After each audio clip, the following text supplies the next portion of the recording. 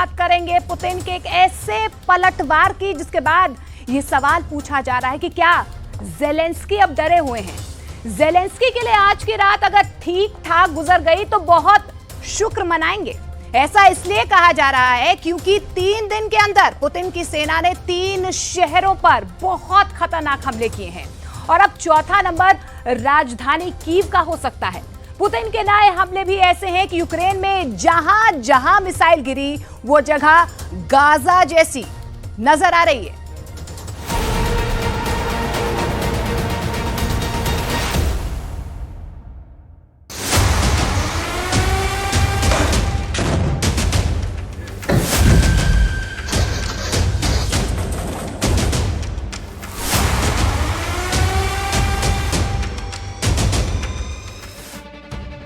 ये ना तो गजा है ना वेस्ट बैंक है, ना ही लेबनान का कोई गली मोहल्ला है। ये इस वक्त दुनिया का सबसे खतरनाक वॉर जोन यूक्रेन है। ये यूक्रेन का लवीव शहर है। ये ज़ेलेंस्की का सबसे सुरक्षित किला है। ये यूक्रेन की तरफ से पोलैंड यानी नेटो की तरफ जाने वाला एंट्री गेट कहा जाता है और ये शहर जल रहा है।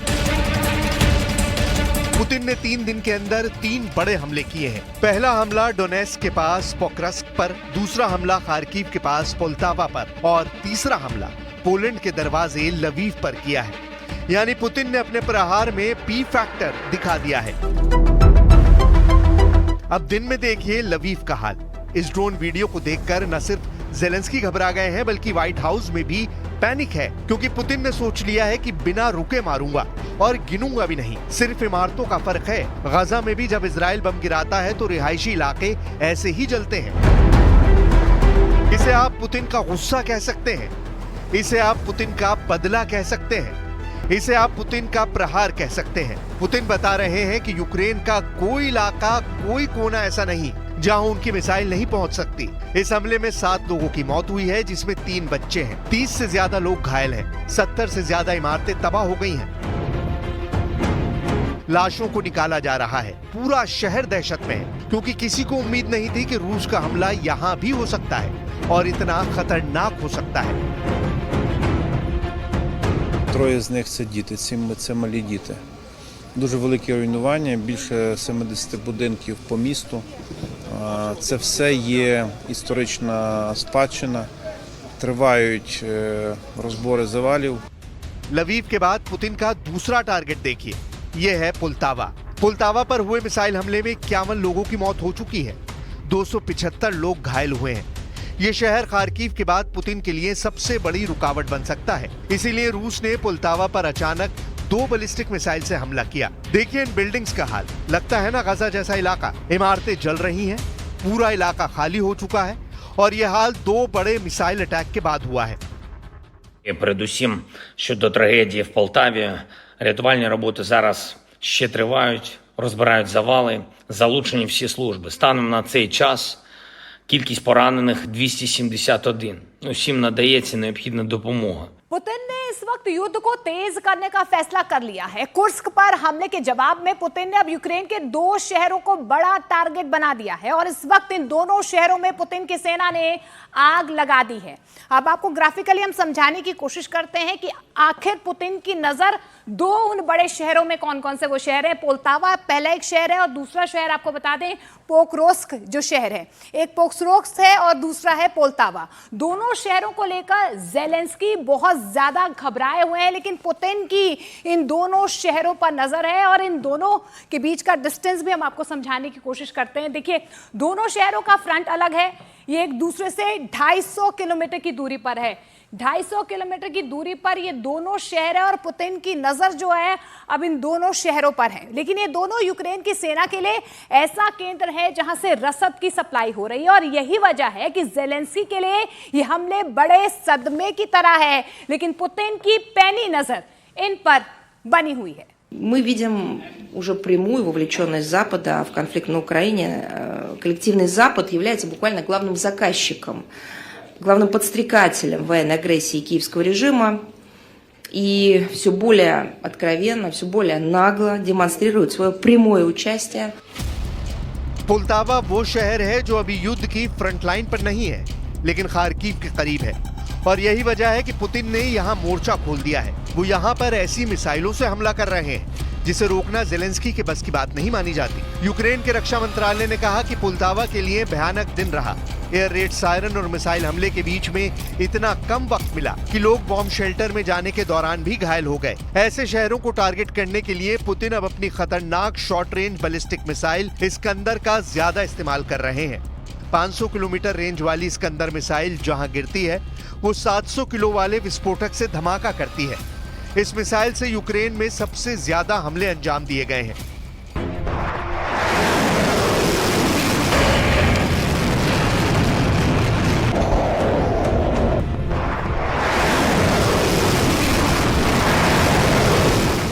ये मिसाइल जहां गिरती है वहां ये हाल होता है। यूक्रेन का दावा है कि ये मिसाइल क्राइमिया से दागी गई, जहां से पुलतावा की दूरी 400 किलोमीटर है। अब सवाल उठ रहा है कि पुतिन ऐसे शहरों को टारगेट क्यों कर रहे हैं जो डायरेक्ट फ्रंट लाइन पर नहीं है। यानी पुलतावा के अलावा पोक्रास्क और पोलैंड के करीब लवीव को क्यों टारगेट किया गया है, वो भी ऐसी बमबारी के जरिए जिसे देखकर यूक्रेन के सैनिकों के पैर कांपने लगे।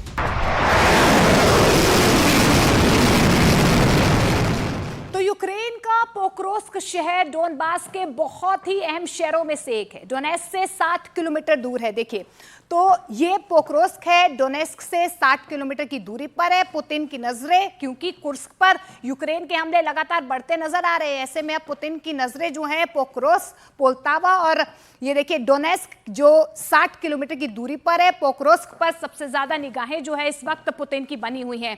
अब पुतिन ने इस शहर को 3 तरफ से घेरा हुआ है। पुतिन का ये कहना है कि अब वो कई वर्ग किलोमीटर रोज यूक्रेन की जमीन पर कब्जा कर रहा है। वहीं पोल्तावा की बात करें, उसके फ्रंट को अगर हम देखने की कोशिश करें तो खार्किव से 130 किलोमीटर की दूरी, यहां देखिए कितनी कम दूरी यहां पर है। और पुतिन की नजरें अब पोल्तावा पर भी बनी हुई है। यहां से खार्किव से दूरी 130 किलोमीटर की, और इस वक्त रूस की सेना खार्किव को किसी भी सूरत में जीतना चाहती है। यह खार्किव का बहुत बड़ा सप्लाई सेंटर भी माना जाता है, और यही वजह है कि पुतिन ने इस मोर्चे पर बहुत बड़ा दबाव बनाया हुआ है।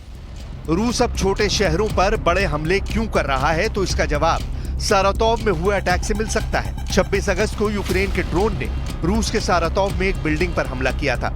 जेलेंस्की का ड्रोन रूस के सारातोव शहर में पहुंचा और फिर इस रिहायशी बिल्डिंग से जा टकराया। इस बड़े धमाके ने मॉस्को तक रूस को हिला दिया था। एक बार फिर देखिए किस तेजी से ये ड्रोन बिल्डिंग की तरफ बढ़ा और फिर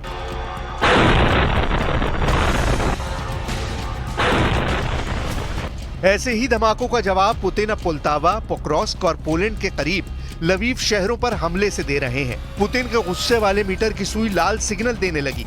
अब आप कह सकते हैं कि पुतिन का अटैक मीटर लाल सिग्नल दे रहा था। पुतिन ने सारातोव में हुए हमले के बाद अपनी वॉर बैटरी फुल रिचार्ज की और बता दिया कि रूस वक्त आने पर कैसा जवाबी हमला करता है। Поэтому они не заинтересованы в прекращении боевых действий. Поэтому они учинили вот эту провокацию в Курской области, а до этого пытались осуществить такую же провокацию в Белгородской области. सारातोव में हुआ हमला ऐसा था कि 38 मंजिला बिल्डिंग के 3 फ्लोर को नुकसान पहुंचा। इस हमले के बाद बिल्डिंग के नीचे नुकसान देखा जा सकता है। मलबा बहुत गिरा, हर तरफ अफरा तफरी मच गई। पैनिक ऐसा मचा कि सारातोव के एयरपोर्ट को बंद कर दिया गया। आसपास से फ्लाइट का गुजरना रोक दिया गया। ठीक इसी वक्त एक ड्रोन एंगल्स एयरफील्ड के पास एक इमारत की छत से जा टकराया। ये भी यूक्रेन का ही ड्रोन था जिसके निशाने पर एंगल्स एयरबेस था। इसके बाद 2 सितंबर को बेलग्रद पे हमला हुआ।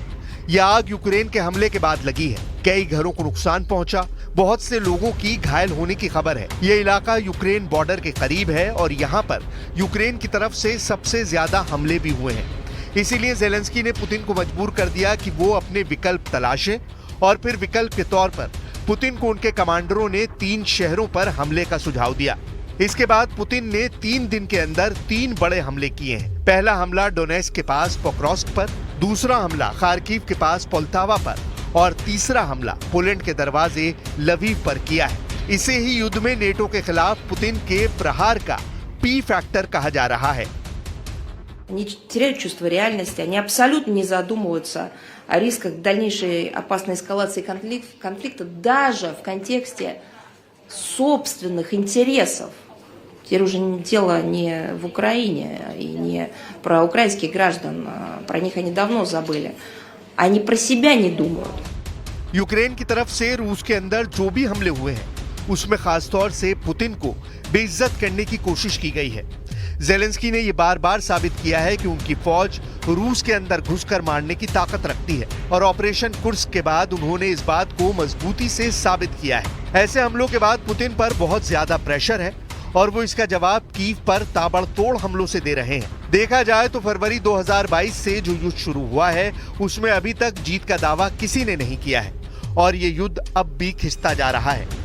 नहीं लगता कि 2024 में ये युद्ध खत्म होगा, इसीलिए 2025 में भी यूक्रेन वॉर जोन बना रहेगा, इसकी पूरी गारंटी है।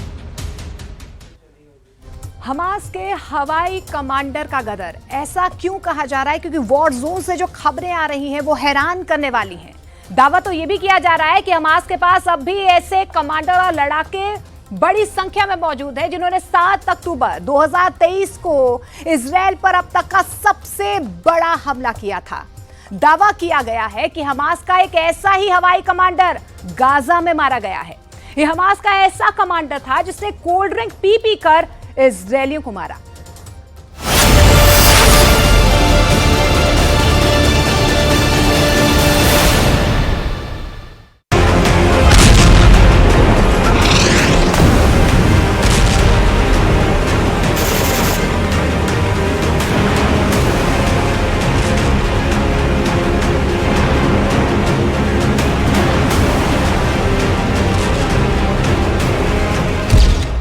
टारगेट पर नेतन्याहू, मार दिया कमांडर वाडिया।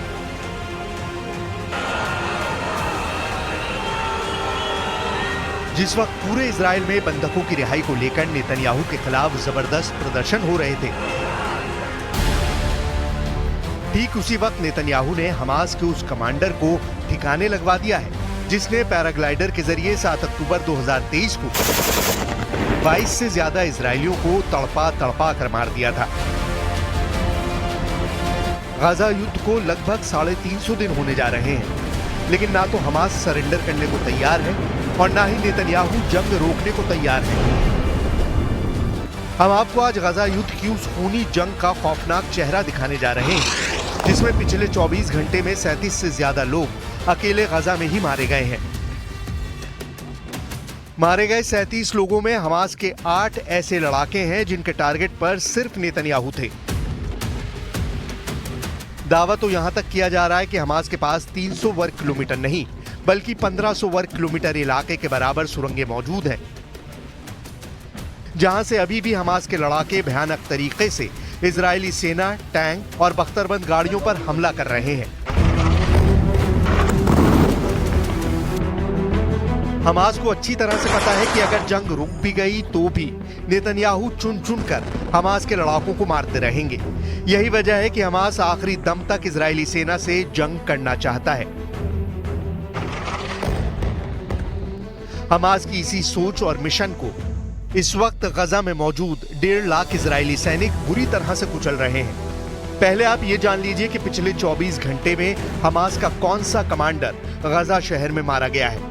हम आपको एनिमेशन के जरिए दिखाते हैं कि गजा शहर में क्या हुआ है। इजरायली सेना के दावों के मुताबिक गजा शहर के अल अहली अस्पताल के पास मौजूद हमास के अड्डे पर इजरायली सेना और शिन बेत ने मिलकर भयंकर हमला किया। दावा किया गया है कि इस हमले में हमास का कमांडर अहमद फावजी नासिर मोहम्मद वाडिया मारा गया है। खबरों के मुताबिक कमांडर अहमद फावजी नासिर मोहम्मद वाडिया के चारों तरफ इजराइल की खुफिया एजेंसी शिन बेत ने जाल बिछाया था, जिसके बाद शिन बेत और आईडीएफ ने मिलकर गाजा शहर में मौजूद अल अहली अस्पताल पर हमला किया। इजराइल सेना के जेट और घातक मिसाइलों से हुए घातक हवाई हमले में कमांडर अहमद फावजी नासिर मोहम्मद वाडिया समेत कई हमास के लड़ाके मारे गए हैं। रिकॉर्ड तोड़ हवाई हमला गजा टू वेस्ट बैंक। इजरायली सेना इस वक्त गजा से लेकर वेस्ट बैंक तक ताबड़तोड़ हमले कर रही है। जमीन और आसमान से इतने खूंखार हमले किए जा रहे हैं कि ईरान, मिस्र, तुर्की, लेबनान, यमन हर दिन इजराइल को गंभीर परिणाम भुगतने की चेतावनी दे रहे हैं। लेकिन इधर खबरें ये भी आ रही हैं कि नेतन्याहू ने अपने टॉप कमांडरों को साफ समझा दिया है कि अगर हम सीज फायर करते हैं तो हमास को दोबारा जिंदा और अपनी ताकत हासिल करने का मौका मिल जाएगा। इसलिए इजरायली सेना ने पिछले 8 दिनों से गजा और वेस्ट बैंक में हमले तेज कर दिए हैं। जरा देखिए पिछले 24 घंटे में इजरायली सेना ने क्या कोहराम मचाया है। इजरायली सेना का सबसे बड़ा हमला और ऑपरेशन गाजा शहर में अल अहली अस्पताल के पास हुआ है, जिसमें कमांडर अहमद फावजी नासिर मोहम्मद वाडिया मारा गया है। हमास के इस कमांडर के बारे में दावा किया जाता है कि इसी कमांडर ने अपने लड़ाकों के साथ मिलकर 7 अक्टूबर 2023 को 22 इजरायली नागरिकों को बुरी तरह से मारा था। इजरायली सेना का दावा है कि कमांडर वाडिया हमास की दाराज तुफा बटालियन में नुकबा अल कंपनी का कमांडर था। 7 अक्टूबर को कमांडर वाडिया पैराग्लाइडर के जरिए गाजा सीमा से इजराइल में घुसा था। पैराग्लाइडर के जरिए घुसते ही इसने अंधाधुंध हमले शुरू कर दिए थे। इजराइल के मुशाब नेतिव हासारा में घुसते ही इसने और इसके लड़ाकों ने 900 लोगों की आबादी वाले कस्बे पर भयंकर हमले शुरू कर दिए थे। उस वक्त इसका एक वीडियो खूब वायरल हुआ था। कमांडर वाडिया ने इजरायली तासा परिवार के घर पर भी हमला किया था। वहां फ्रिज से कोका कोला पीते हुए इस कमांडर ने पूरे घर का सफाया कर दिया था। यहाँ तक कि उस नरसंहार का वीडियो भी इसने फिल्माया था। कमांडर वाडिया और उसके साथियों ने मिलकर 12 साल के कुरैन, 8 साल के शाय और उनके पिता 46 साल के गिल ताजा की हत्या की थी। पहले बच्चों के सामने पिता की हत्या की गई और फिर बाद में बच्चों को मार दिया गया। الاحتلال الإسرائيلي قام باستهداف هذا المركز مركز دماء في منطقة شارع أحمد ياسين. أسفر هذا الاستهداف عن عدد كبير من المصابين، جل المصابين حالتهم خطيرة جدا، وهناك ما يقارب شهدين تم انتشالهم، والعدد مرشح للزيادة. قوات الاحتلال الإسرائيلي في الآونة الأخيرة تستهدف بشكل مباشر مراكز اللواء ومراكز النزوح في قطاع غزة بشكل عام. لكن يعني لحد هذه اللحظة كما تشاهدون يعني طواقم الدفاع المدني وطواقم الخدمات الطبية تقوم بالبحث عن مصابين أو ناجين من تحت الأنقاض. इधर इजरायली प्रधानमंत्री बेंयामिन नेतन्याहू ने 2 सितंबर को दो टूक कह दिया है कि वो किसी भी कीमत पर जंग नहीं रोकेंगे। नेतन्याहू ने गजा के दक्षिणी किनारे पर फिलाडेल्फिया कॉरिडोर से इजरायली सैनिकों को हटाने से साफ इनकार कर दिया है। नेतन्याहू ने एक बार फिर से हमास को जड़ से खत्म करने का ऐलान कर दिया है। השליטה בציר פילדלפי היא חשובה והיא אתגר מבצעי חשוב נגד ההברחות וההתעצמות. हालांकि हमास के लड़ाके अभी भी आखिरी जंग के जरिए इजराइल से मुकाबला करने की कोशिश में जुटे हैं। जरा इस वीडियो को गौर से देखिए। इजरायली मिसाइल का धमाका कितना जबरदस्त है। गजा के नुसीरात में इजरायली मिसाइल का यह हमला अचानक हुआ था। जबरदस्त धमाके से कैमरा दूर जा गिरा, जबकि धमाके के बाद सैकड़ों लोग इमारत के आसपास देखे जा सकते हैं। दावा किया गया है कि इस धमाके में 27 से ज्यादा लोग मौके पर मारे गए। मलबे में लाशों को खोजते सैकड़ों लोगों को देखा जा सकता है। इजराइल का यह हमला अगस्त के आखिरी दिनों में हुआ था। अब तक गजा में 340 दिन से ज्यादा की जंग में 40,819 फिलिस्तीनी मारे जा चुके हैं, जबकि 94,291 फिलिस्तीनी घायल हुए हैं। वहीं पिछले 24 घंटे में गजा और वेस्ट बैंक में 43 से ज्यादा लोग मारे जा चुके हैं। इसके अलावा इजराइल के 6 बंधकों की लाशें मिलने के बाद से पूरा इजराइल सड़क पर उतर आया है। यरूशलेम, तेल अवीव, हड हेशरॉन, हाइफा, हर्जलिया और रानाना में नेतन्याहू के खिलाफ प्रदर्शन चरम पर पहुंच चुके हैं। नेतन्याहू को लगता है कि हमास इजरायली बंधकों को तस्करी करके ईरान पहुंचाना चाहता है। अगर ऐसा होता है तो पूरा मिडिल ईस्ट युद्ध की आग में जल जाएगा। इधर इजराइल ने वेस्ट बैंक और गाजा में अपने हमले बेहद तेज कर दिए हैं।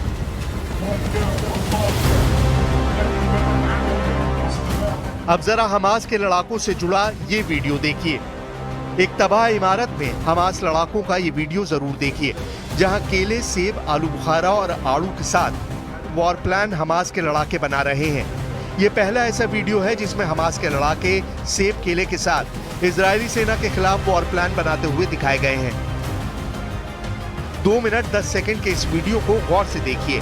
हमास के 4 से 5 लड़ाके एक टूटी हुई इमारत में रॉकेट लॉन्चरों के साथ मौजूद हैं।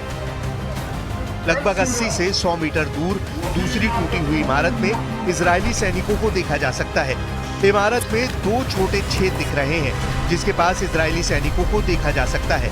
हमास के लड़ाके कमरे में पूरी लोकेशन समझकर 2 छेदों के पीछे छिपे इजरायली सैनिकों पर रॉकेट लॉन्चर से जबरदस्त हमला करते हैं। एक जोरदार धमाका होता है और फिर सब कुछ शांत हो जाता है। हमास के लड़ाकों का दावा है कि उनका ऑपरेशन सफल रहा है। سباحة الحجر والبشر والشجر نقول لهم بأننا بعدما مضى مما يقارب عام والله الذي لا إله إلا هو إننا لا نعمل لكم حسابا ولا نخاف منكم قيد أنملة ونخزوكم في كل مرة لأن اتكالنا على الله هو ناصرنا هو معزنا। कुल मिलाकर नेतन्याहू अब ऐसे युद्ध में फंस चुके हैं जहां एक तरफ उन्हें हर हाल में हमास का सफाया करना होगा, साथ ही हमास के कब्जे में मौजूद बंधकों को रिहा कराना होगा, वरना इजरायलियों की बगावत नेतन्याहू पर भारी पड़ सकती है।